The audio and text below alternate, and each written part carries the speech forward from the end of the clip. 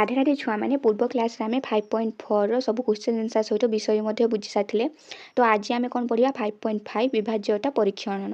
तो विषय स्टार्ट करिया पूर्वर 5.5 पढ़ा पूर्व आउ गोटे कथा कहीदे जदि तुम मानकर अन्य कौन क्लास अन्य कौन सब्जेक्टर क्वेश्चन आंसर हो कि तुम मानकर विषय बुझार अच्छी तो तुम मैंने कमेंट सेक्शन में कमेंट कर क्लास यही सब्जेक्टर यही चैप्टर क्वेश्चन आंसर दरकार हो बुझिपार क्वेश्चन आंसर हो कि तुम मानकर विषय दरकार हो तो तुम मैंने कमेंट सेक्शन कमेंट कर आम चैनल तुम मानक से विषय से चैप्टर क्वेश्चन आंसर हो कि विषय हो आनीदब बुझिपार।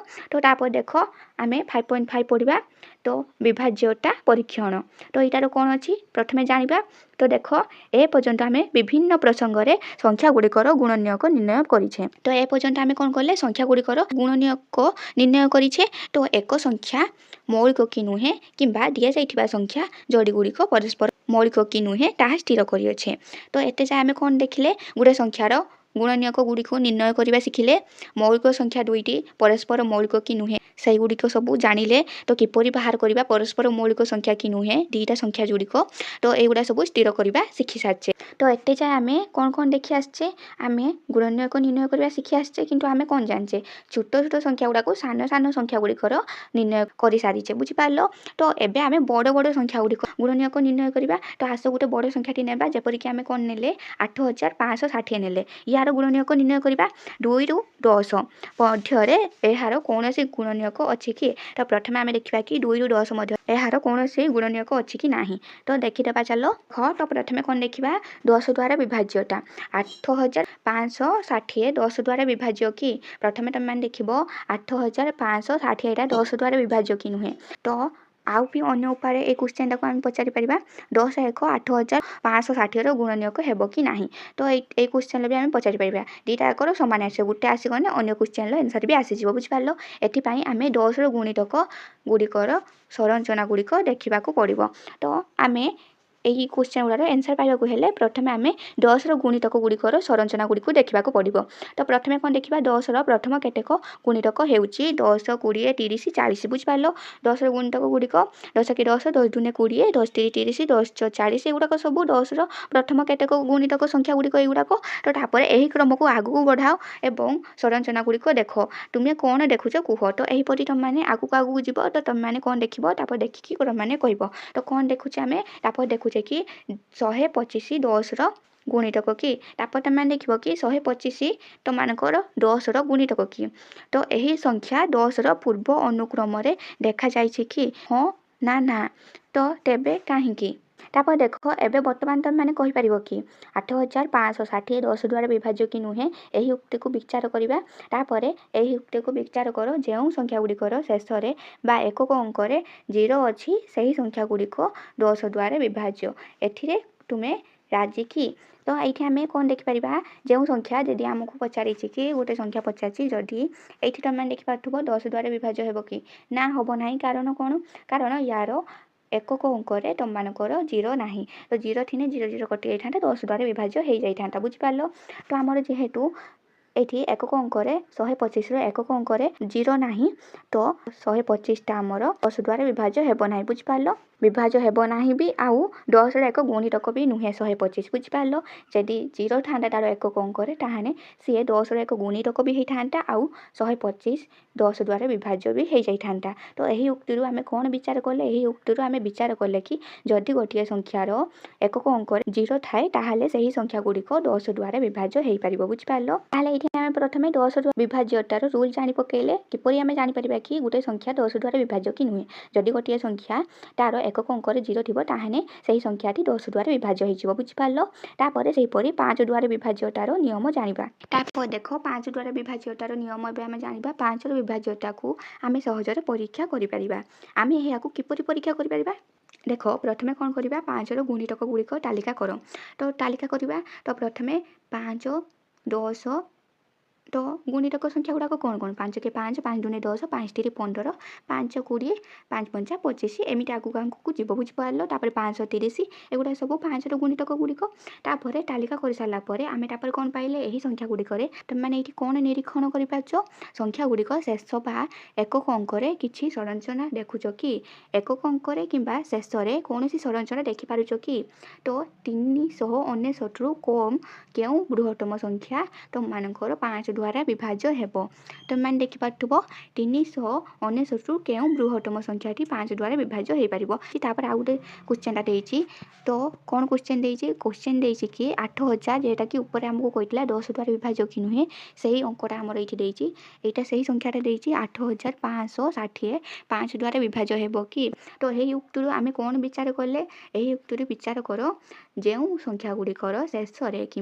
एकक अंकर 0 कि 5 अच्छी से ही संख्या गुड़िक 5 द्वारा विभाज्य हेब एवं एथिरे तुमने राजी कि तो हाँ राजी हवा कहीं आम ये देखिले जदि आमर ये आमर 0 अच्छी ताहने ये आमर 8550 टी आमर 5 द्वारा विभाज्य हेब आउ जदि 5 भी था देख एगुड़ा सबू अंकरे देख पूरा एकक अंकरे 5 नहने तुम मानकर 0 अच्छी ताहने ये सब गुणितक संख्या गुड़ाक 5 द्वारा विभाज्य हेब तेणु करिकी आमे ये कौन पाइले नियमटी आम पाइले कि जदि गोटे संख्यार एकक अंकरे 5 कि 0 थाए ताहने से संख्याटी 5 द्वारा विभाज्य हेब ताहले एबे जदि तुम मानकु जेते बड़ संख्या दे दै थाउ जदि तुम मानकु बहुत बड़ संख्या दे दै थाउ एठी जेपरिकी 4 अंक विशिष्ट संख्या दे देला तो मु सेपरि 5 अंक विशिष्ट संख्या भी दे दै थाउ कि 6 अंक विशिष्ट संख्या दे दै थाउ त माने सहजरे जानि पकेबो कि 5 द्वारा से विभाज्य हेब कि नाही आउ 10 द्वारा विभाज्य हेब कि नाही कारण आमे तार नियम गुडी को जानि पकेले 10 आउ 5 रो नियम गुडी को जानि पकेले तापर एबे आमे कोन देखिबा 2 द्वारा विभाज्यतार नियम गुडी को देखिबा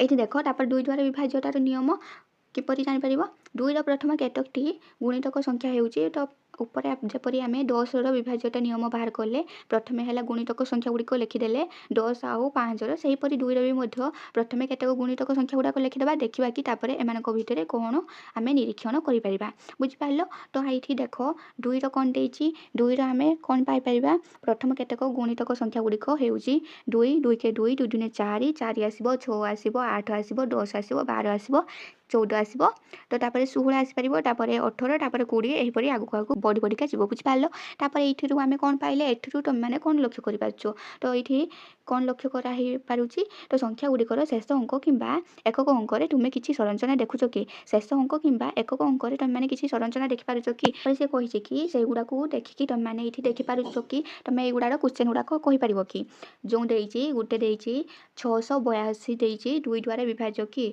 तो क्वेश्चन आम देती 682 2 द्वारा विभाज्य हेब कि नहीं हाँ 2 द्वारा विभाज्य हो पार बुझिपार तापर ये दीर्घ भाग क्रिया नक आम यार उत्तर दे पार कि तो ये आम से गुड़ाक जो ऊपर आम देखी भाग भाग करपर जो आम विभाज्य कि नुहे बाहर करते सेमिति न करके आम यहीपरि कौन साधारण उपाय आम से गुड़ार विभाज्यता जापर कि 682 आम 2 द्वारा विभाज्य कि नुहे तापर कि आउ गोटे संख्या दे देती 8560 2 द्वारा विभाज्य कि हाँ ना ना कहीं जदि 2 द्वारा विभाज्य ताहने कहीं आदि 2 द्वारा विभाज्य नुहे ताहने कहीं नुहे बुझिपार ये लक्ष्य कर एकक अंक कौन आस 2 4 6 8 यही 3टा आस देख तापर भी से अंक रिपीट होती प्रथम 2 4 6 8 आसला तापर 0 0 को भी मिसेब है 0 2 4 6 8 यहीपरि आसला पुणी 2 4 6 8 ही आसब कारण 20 पर 22 आसब तापर 24 आसब यही अनुसार जाऊँगी यही संरचनाटी को लक्ष्य कर बुझिपार ताहने आम ये कौन देखले जदि एकक घरे आमर 0 2 4 6 8 रहा ताहने से संख्या गुड़िक 2 द्वारा विभाज्य हेब ताहले ये आम से दीर्घ भाग क्रिया न करिकी भी यार उत्तर दे पारे बुझिपार कारण एकक अंकरे आमर कौन अच्छी एकक अंकरे आमर अच्छी 2 बुझिपार ताहने यहाँ आमर 2 द्वारा विभाज्य हो पार तापर जो सेकेंड क्वेश्चन देती 8560 सेटा भी आमर 2 द्वारा विभाज्य हो पार कारण एकक घरे कौन अच्छी 0 अच्छी ताहने 2 द्वारा विभाज्य हो पार ताहने यही उक्ति आम कौन विचार कर यही उक्ति विचार कर जो संख्या गुड़िकर शेष कि एकक अंकरे 0 2 4 6 कि 8 थाए से ही संख्या गुड़िक 2 द्वारा विभाज्य हेब एथिरे तुम्हें राजी कि तापर देख कौन देती तापर तुम मैंने कौन कर तापर से कही कि 399 ନେଇକି 411 ମଧ୍ୟରେ 2ର ସମସ୍ତ ଗୁଣିତକ ଗୁଡ଼ିକ ଲେଖିଦେବ। କ'ଣ ଲେଖିବ? ଆମେ ଯେପରିକି ଜାଣିଛେ 0 ଆସିବ, ତାପରେ 2 ଆସିବ ଏକକ ଅଙ୍କରେ, ତାପରେ କ'ଣ ଆସିବ? ତାପରେ ଆସିବ 4 ଆସିବ, 4 ଆସିବ, ତାପରେ 6 ଆସିବ, ତାପରେ 8 ଆସିବ, ସେହିପରି ପୁଣି 0 ଆସିବ, 2 ଆସିବ, 4 ଆସିବ, 6 ଆସିବ, 8 ଆସିବ, ଏହିପରି ଆସିବ। ବୁଝିପାରିଲ? ତାପରେ କ'ଣ ଆସିବ? 400 ଆସିବ, 399 ନେଇଛେ, ତାପରେ 400 ଆସିବ ଏକକ ଅଙ୍କରେ, କ'ଣ ଆସିପାରିବ? 2 ଆସିବ, ତାପରେ 4 ଆସିବ, ତାପରେ 6 ଆସିବ ଏକକ ଘରେ। ବୁଝିପାରିଲ? ତାପରେ 8 ଆସିବ ଏକକ ଘରେ, ମାନେ 408, ତାପରେ 408 ପରେ ଆମର କେତେ ଆସିପାରିବ? ଏକକ ଅଙ୍କ ଘରେ ଆମର 8 ଅଛି, ତାପରେ କେତେ ଆସିବ? ପୁଣି 0କୁ ପଳେଇ ଆସିବ, ତାହେଲେ କେତେ ଆସିବ? ଏଇଠି 10 ଆସିବ। ବୁଝିପାରିଲ? ତାହେଲେ 410 ଆସିବ। ଏହି ସଂଖ୍ୟା ଗୁଡ଼ିକ ଆସିବ। ଯେ ସଂଖ୍ୟା ଗୁଡ଼ିକ ହେଉଛି 2ର ସମସ୍ତକ ଗୁଣିତକ ସଂଖ୍ୟା ଗୁଡ଼ିକ। ବୁଝିପାରିଲ? ଏହି ସଂଖ୍ୟା ଗୁଡ଼ିକ ତୁମେମାନେ 2 ଗଲା, ତାପରେ ଏବେ ଆମେ 4ର ବିଭାଜ୍ୟତା ନିୟମ ଦେଖିବା। ତ 4ର ବିଭାଜ୍ୟତା ନିୟମ କିପରି ଜାଣିପାରିବା? ଆମେ ପ୍ରଥମେ କ'ଣ କରିବା? ଯେପରିକି ପ୍ରଥମେ ଗୁଣିତକ ସଂଖ୍ୟା ଗୁଡ଼ିକ ଲେଖିଦେଉ।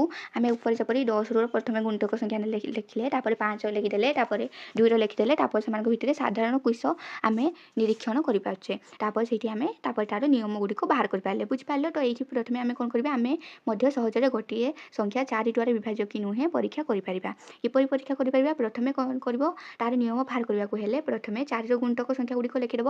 ତ ପ୍ରଥମ କେତେକ ଗୁଣିତକ ସଂଖ୍ୟା ଗୁଡ଼ିକ ଆସିବ? 4 × 4, 4, 8, 12, 16, 20, 24, 28, 32। ବୁଝିପାରିଲ? ଏହି ସଂଖ୍ୟା ଗୁଡ଼ିକରେ କ୍ରମରେ ତୁମେ କିଛି ସଂରଚନା ଲକ୍ଷ୍ୟ କରୁଛ କି? 10, 5, 2ର ଗୁଣିତକ ଗୁଡ଼ିକର ଶେଷ ଅଙ୍କ ଗୁଡ଼ିକ ଓ ଏକକ ଅଙ୍କ ଗୁଡ଼ିକରେ ଏକ ନିର୍ଦ୍ଦିଷ୍ଟ ସଂରଚନା ରହୁଥିଲା, ଯାହାକୁ ବ୍ୟବହାର କରି ଆମେ ବିଭାଜ୍ୟତା ନିୟମ ପରୀକ୍ଷା କରିପାରୁଥିଲେ। ବୁଝିପାରିଲ? ତ ଆମେ ଯେତେବେଳେ 10 ଆଉ 5 ଆଉ 2ର ବାହାର କରୁଥିଲେ ବିଭାଜ୍ୟତା ନିୟମ, ସେମାନଙ୍କର ଏକକ ଅଙ୍କରେ ଆଉ ଶେଷ ଅଙ୍କରେ କିଛି ନିର୍ଦ୍ଦିଷ୍ଟଟା ସଂରଚନା ରହୁଥିଲା। ବୁଝିପାରିଲ? ତ ସେହି ସଂରଚନାକୁ ଦେଖିକି ଆମେ ତା ନିୟମ ଗୁଡ଼ିକ ବାହାର କରିପାରୁଥିଲେ। ତ ସେହିପରି ସଂଖ୍ୟାର ଏକକ ଅଙ୍କକୁ ଦେଖି ଗୋଟିଏ ସଂଖ୍ୟା 4 ଦ୍ୱାରା ବିଭାଜ୍ୟ କି ନୁହେଁ ପରୀକ୍ଷା କରିପାରିବା କି? ସେହିପରି ଆମେ ଏଇଠି ଗୋଟିଏ ସଂଖ୍ୟାର ଏକକ ଅଙ୍କକୁ ଦେଖିକି 4 ଦ୍ୱାରା ବିଭାଜ୍ୟ କି ନୁହେଁ ପରୀକ୍ଷା କରିପାରିବା କି? ଏହି ପ୍ରକ୍ରିୟା ଠିକ୍ ନୁହେଁ, କାରଣ 12 ଓ 22କୁ ଦେଖ, ସେ ଏଇଠି 12 ଆଉ 22କୁ ଦେଖିରେ କହିଛି। ତ 12ଟା ଆମର ଏକକ ଅଙ୍କରେ 2 ଅଛି ବି, ଆଉ ଏଇଠି 22ର ବି ଏକକ ଅଙ୍କରେ 2 ଅଛି, ଦେଖିପାରୁଥିବ। ତାହେଲେ ଏଠି କିନ୍ତୁ 12ଟା ଆମର 4 ଦ୍ୱାରା ବିଭାଜ୍ୟ ହେଇଯାଉଛି, କିନ୍ତୁ 22ଟା ଆମର 4 ଦ୍ୱାରା ବିଭାଜ୍ୟ ହେବ ନାହିଁ। ତ ଏମାନଙ୍କର ଶେଷ ଅଙ୍କ କିମ୍ବା ଏକକ ଅଙ୍କ ସମାନ, କିନ୍ତୁ 12ଟା ଆମର 4 ଦ୍ୱାରା ବିଭାଜ୍ୟ ହେଇଯାଉଛି, ମୁଁ ଯେପରିକି କହିନି, ହେଉଥିବା ବେଳେ କିନ୍ତୁ 22ଟା ଆମର 4 ଦ୍ୱାରା ବିଭାଜ୍ୟ ନୁହେଁ। ସେହିପରି 14 ଓ 24ର ଏକକ ଅଙ୍କ କିମ୍ବା ଶେଷ ଅଙ୍କ ସମାନ, କିନ୍ତୁ ଏଠି କିନ୍ତୁ କ'ଣ ହେଉଛି? 14 4ର ଗୁଣିତକ ହେଉନଥିବା ବେଳେ 24ଟା ହେଉଛି 4ର ଗୁଣିତକ ଅଟେ। ବୁଝିପାରିଲ? ତାହେଲେ ଆମର 24ଟା 4 ଦ୍ୱାରା ବିଭାଜ୍ୟ ହେଇଯିବ, କିନ୍ତୁ 14ଟା 4 ଦ୍ୱାରା ବିଭାଜ୍ୟ ହେବ ନାହିଁ। ତ ସେହିପରି ଆମେ ଯଦି ନେବା ଏକକ ଅଙ୍କର ନେଲେ ସମାନ ସଂଖ୍ୟା ନେଲେ 6 ଆଉ 6, କିନ୍ତୁ ସଂଖ୍ୟା ଦୁଇଟିକୁ କ'ଣ ନେଲେ? ଗୋଟେ ନେଲେ 16 ନେଲେ, ଆଉ ଗୋଟେ ନେଲେ 26 ନେଲେ। ଆଉ ଦୁଇଟା ସଂଖ୍ୟା ସେହିପରି କ'ଣ କ'ଣ ନେଇପାରିବା? 18 ଆଉ 28 ନେଇପାରିବା। ଏକକ ଅଙ୍କରେ ସମାନ ଅଛି, ଏହି କ୍ଷେତ୍ରରେ ମଧ୍ୟ ସମାନ ଉତ୍ତର ପାଇବା।